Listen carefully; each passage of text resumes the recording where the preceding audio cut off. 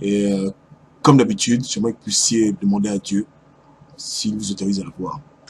Premièrement, je tiens à préciser que cette vidéo est pour les chrétiens seulement. Pour ceux qui ont donné leur vie à Christ, cette vidéo aura un sens pour eux. Pour ceux qui ne l'ont pas encore fait, je vous invite maintenant à accepter le Seigneur Jésus-Christ de Nazareth, à marcher avec lui et à apprendre à le connaître. Et à demander qu'il vous fasse grâce de naître de nouveau. Jésus est venu pour vous sauver et à tout moment, vous pouvez recevoir le salut. Votre héritage est là, vous n'avez qu'à demander et Dieu vous le donnera. Soyez bénis. Le sujet du jour, c'est un sujet très important. Et je m'apprête à dire des choses qui, malheureusement, vont choquer beaucoup de gens. Et le but n'est pas de vous choquer. Le but est que nous puissions nous édifier et de grandir ensemble dans la compréhension des Saintes Écritures. Parce que Dieu nous aime et Dieu veut que nous puissions toujours être dans la vraie révélation. Comme je le répète toujours, le but des révélations que l'on donne publiquement, c'est pour amener le chrétien ou la chrétienne à encore plus se rapprocher de Dieu. Ce n'est en aucun cas une fantaisie ou juste un moyen pour moi de vous montrer que j'ai des connaissances. Donc c'est strictement pour glorifier Dieu et pour vous aider, vous tous et vous toutes, à pouvoir vivre la vie chrétienne que Dieu désire pour vous. Une vie de sanctification, une vie qui glorifie le Père et aller jusqu'au bout, pour vous motiver à le faire. Aujourd'hui, on va aborder le thème de l'enlèvement. L'enlèvement qui est simplement le fait que les hommes se fassent enlever. Enlever par Dieu. Je vais aller droit au but et ensuite on va revenir en arrière. Premièrement, il est important de souligner que l'enlèvement est un processus continu. Je répète, l'enlèvement est un processus continu. Je répète encore, l'enlèvement des chrétiens est un processus continu. On a dans le monde des conceptions d'enlèvement qui malheureusement sont erronées. Beaucoup de gens, l'enlèvement est un événement qui se passera dans le futur où les chrétiens du monde entier, ceux qui ont véritablement donné leur vie à Christ de Nazareth, se feront tous enlever le même jour et iront au ciel. C'est vrai, cela va arriver. Mais néanmoins, le processus par lequel Dieu enlève des hommes est un processus qui se passe tous les jours. Donc, au moment où je vous parle, il y a des gens qui se font enlever par Dieu. Et depuis les temps anciens, c'est comme ça. Dieu a toujours enlevé les gens. Maintenant, aujourd'hui, on va essayer de comprendre pourquoi, comment et quand est-ce que Dieu enlève une personne de ce monde. Et qu'est-ce qu'il faut faire pour être enlevé. Et quels sont les passages par lesquels je m'appuie pour pouvoir exposer cette thèse, qui est bien plus qu'une thèse, qui est une vérité. Et pourquoi est-ce que dans le futur, il y aura un jour où beaucoup de gens se feront enlever, le même jour. Et tout ça, on va voir ça en détail. Soyez bénis. Vraiment, je vais aborder un passage. On va parler d'enlèvement dans l'Ancien Testament. Vous savez que dans l'Ancien Testament, c'était l'ombre des choses à venir. Donc, il y a eu beaucoup de choses qui sont passées. Mais néanmoins, après la venue du Christ, la dimension s'est élevée et la grâce de Dieu s'est répandue sur toute chair. Mais toujours est-il que dans l'Ancien Testament, Dieu avait déjà commencé à enlever des gens. Lisons. Genèse, chapitre 5, du verset 23 à 24. Tous les jours d'Enoch furent de 360 ans. 65 ans, désolé. Enoch marcha avec Dieu, puis il ne fut plus, parce que Dieu le prit. Donc dans les Saintes Écritures, Enoch est la première personne dont on enregistre l'enlèvement par Dieu. Ensuite, Hébreux, chapitre 11, au verset 5.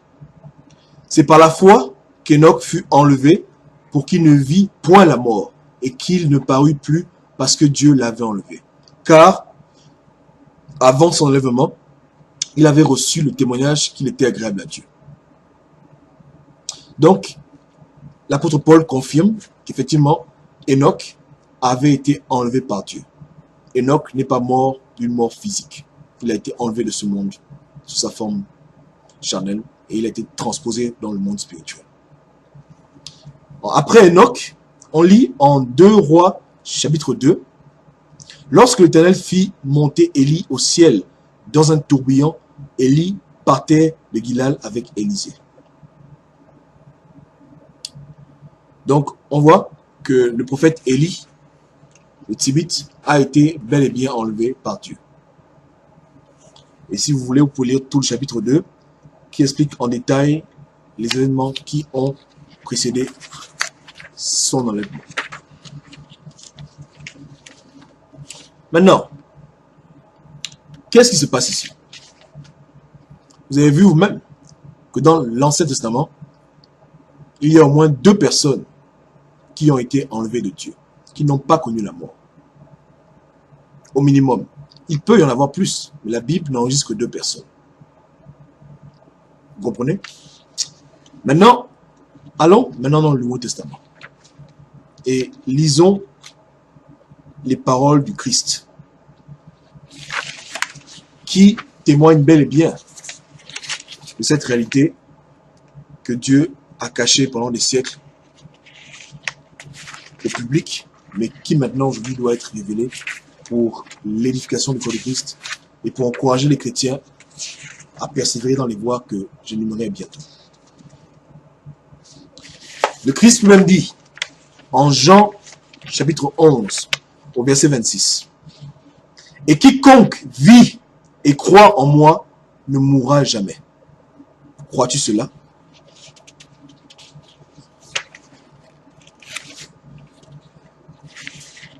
Et dans Jean 11, toujours, même chapitre 24 à 25, il est écrit, Martha répondit, « Je sais, Seigneur, que tu ressusciteras mon frère à la fin des temps. » Et Jésus lui dit, « Je suis la résurrection et la vie. Celui qui croit en moi, même s'il meurt, il vivra. » Premièrement, je tiens à préciser que ce n'est pas tous les chrétiens qui auront l'occasion dans leur vie sur terre de se faire enlever. Beaucoup de chrétiens mourront. Et comme la Bible déclare, à la fin des temps, Dieu les ramena à la vie. Mais néanmoins, il existe une récompense pour ceux qui s'adonnent à Christ complètement. Complètement. Et pour couper court et pour ne pas trop aller dans les gymnastiques bibliques, voilà ce qui se passe. Lorsque tu crois en Christ vraiment, et que tu te renies complètement, et que tu complètement passes du temps dans la prière, dans le jeûne, dans la sanctification, lorsque tu renies totalement ta chair, tu te purifies tellement que tu deviens comme un fruit qui mûrit.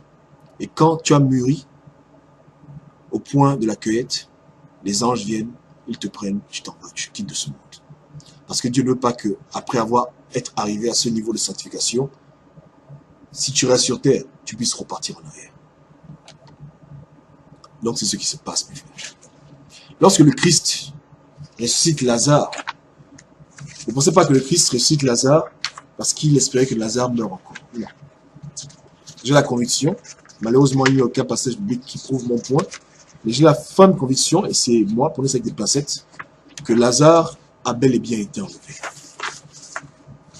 Et pas seulement Lazare. Il se pourrait aussi que l'apôtre Jean, qui était lui aussi détenteur de ce secret, ait été aussi enlevé. Lisez vous-même, en Jean 21, chapitre 20 à 22. Pierre, s'étant retourné, vit venir après eux le disciple que Jésus aimait. Celui qui, pendant le souper, s'était penché sur la poitrine de Jésus et avait dit, Seigneur, qui est celui qui te livre? En le voyant, Pierre dit à Jésus, et celui-ci, Seigneur, que lui arrivera-t-il? Jésus lui répondit, si je veux qu'il demeure jusqu'à ce que je vienne, que t'importe? Toi, suis-moi.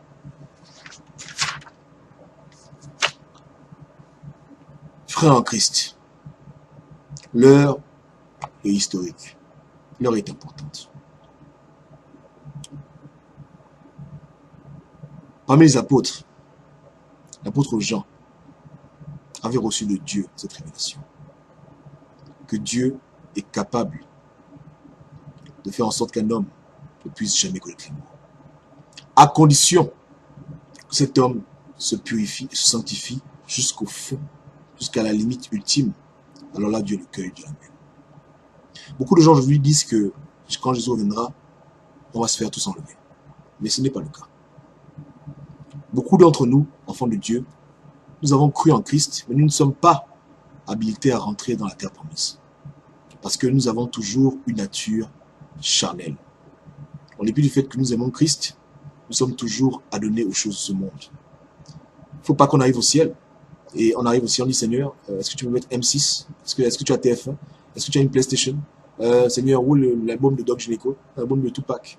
Voilà le genre de chrétien que nous sommes. Donc, on ne peut pas être dans la présence de Dieu divin avec une nature aussi charnelle. Non pas que nous n'aimons pas Dieu, mais nous ne sommes pas habilités à venir en sa présence avec ce genre de pensée, avec ce genre de comportement. Donc, quand le Christ viendra pour prendre son église, ce ne sont pas les chrétiens qui s'adonnent à une vie partielle où ils ont toujours leur côté charnel, ils le maintiennent et ils veulent être spirituels. Non. Ce sera strictement les chrétiens qui seront complètement dans le spirituel, complètement dans la sanctification. Et la raison pour laquelle il y aura un temps où beaucoup de gens se feront enlever au même moment, parce que lorsque les gens sont persécutés, ils ont tendance à beaucoup prier. Et vous le savez vous-même, quand on a des problèmes très graves, c'est là où on arrête tout, où on se sanctifie plus, où on lit plus la Bible, où on cherche plus la face de Dieu. Et quand tout va bien, on a tendance à devenir paresseux et on dort sur nos lauriers. Mais pendant les grandes tribulations, les chrétiens seront persécutés. Même pour manger un bout de pain, il faudra prier. La prière deviendra indispensable dans la vie des chrétiens. Les chrétiens vont lire leur Bible comme des malades. Ils vont passer des jours entiers à faire des jeûnes, à prier, à louer. Pourquoi? Parce qu'il faudra tellement qu'ils s'emplissent de Dieu à cause de ce qu'ils vont vivre comme persécution. Et en le faisant, inconsciemment, beaucoup d'entre eux vont se purifier, se sanctifier par la grâce de Dieu, jusqu'à ce qu'ils vont tous mûrir et Dieu viendra les cueillir. Donc mes frères, c'est ce qui se passe. Le sujet est très vaste. Je n'ai pas envie de trop durer, mais néanmoins, ce qu'on a retenu aujourd'hui, c'est que l'enlèvement est continuel. Si tu ne veux pas mourir comme les hommes meurent, c'est pas difficile, abandonne-toi à Dieu. Mais totalement et brutalement.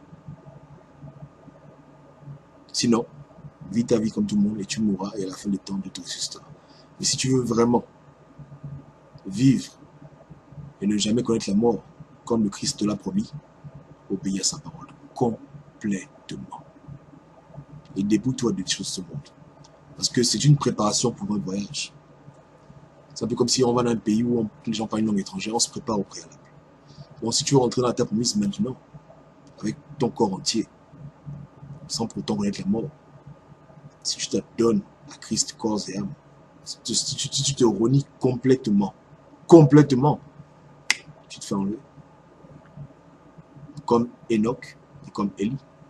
Maintenant, je sais qu'il y aura beaucoup de gens qui vont venir jouer les détracteurs, et je respecte l'opposition. Mais néanmoins, sachez bien que ce que Dieu a fait dans l'Ancien Testament, c'était limité, c'était encore l'homme des choses. Maintenant, imaginez ce que Dieu fait dans le Nouveau Testament.